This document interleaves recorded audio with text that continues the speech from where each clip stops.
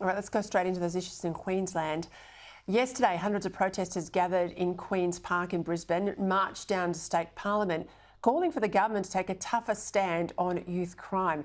The protest was organised by Crime and Justice Action Group, and it followed a meeting between anti-crime advocates and Queensland Premier Anastasia Palaszczuk, where she said that payouts for victims of serious crime would increase in Queensland from $10,000 to $120,000. Joining me to discuss this, Queensland Opposition Leader David Crisafulli. David, I'll get to what looks to me, yes, people do need a compensation when they've been victims of serious crimes, but that looks like an absolute vote buy to me to take it to 120,000 from 10. But talk to me about that rally yesterday, because that is people power on the streets of Brisbane. Peter, it was so powerful and the stories were real, and myself and my team were there to listen to them, and no one from the government turned up. And today I was on the Sunshine Coast, and again, the stories that you hear are so personal. I sat and listened to somebody today who told me what it's like to try to comfort his 12-year-old daughter to know that 4 teenagers were in her room. Spoke to someone who runs a resort here that a group of juveniles grabbed her in the headlock and began to assault her. I spoke to someone who's had their home broken into multiple times, and they now get up every morning, check their CCTV vision, and when they see that somebody's there, they feel that pain.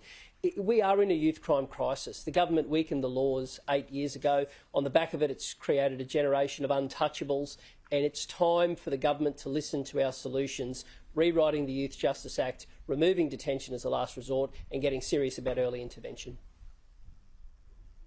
What about the government? They say the answer is they're going to move on now, legislation to bring in bans for knives and other bladed items and replica firearms to stop them being sold to juveniles. Do you think that's enough? Peter, your viewers know that I'll never get in the way of anything that's a step in the right direction. That's always been my style as opposition leader. But let's be honest, we've got a generation of untouchables, and it's time the government acknowledges that tinkering around the edges, of course people will welcome that. But until you rewrite the Youth Justice Act and deal with the underpinning issue that you have an ever-increasing cohort of repeat hardcore offenders, well then you're going to have more victims. And my focus is on absolutely supporting the victims we've got. But let's create less victims in the first place by giving more police and giving them the stronger laws. The government has 202 less police today than 12 months ago. They weaken the laws. They have the wrong priorities. And it's time they start listening to the Queenslanders demanding change. Yeah, and I made that point. I'm not against people who are victims of serious crime getting compensation. It occurs in other states. But to take it from $10,000 to $120,000, just fix the serious crime. Stop trying to pay people off. That's what that feels like, this move from the Premier. Well, she's got to listen to people, and she has to feel what they're feeling. And I haven't met a victim of crime who hasn't told me what it means to them to be a victim of crime. And I've sat and listened to too many people who debate where to leave their car keys at night. Some people say, well, I work hard for my vehicle, I don't want it stolen, so I hide it under my pillow. And then the next person beside them says, that's crazy, I leave mine at the front door because my children's bedroom is the first and I don't want them going through that.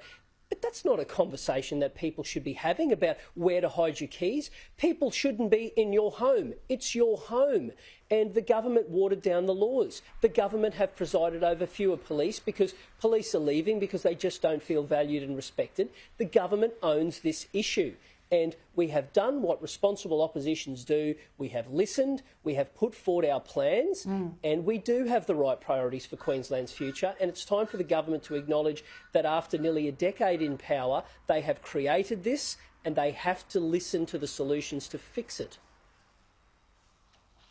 David Crisafulli, thank you. I am gobsmacked to hear that not one person from the government turned up at yesterday's rally. We'll speak again.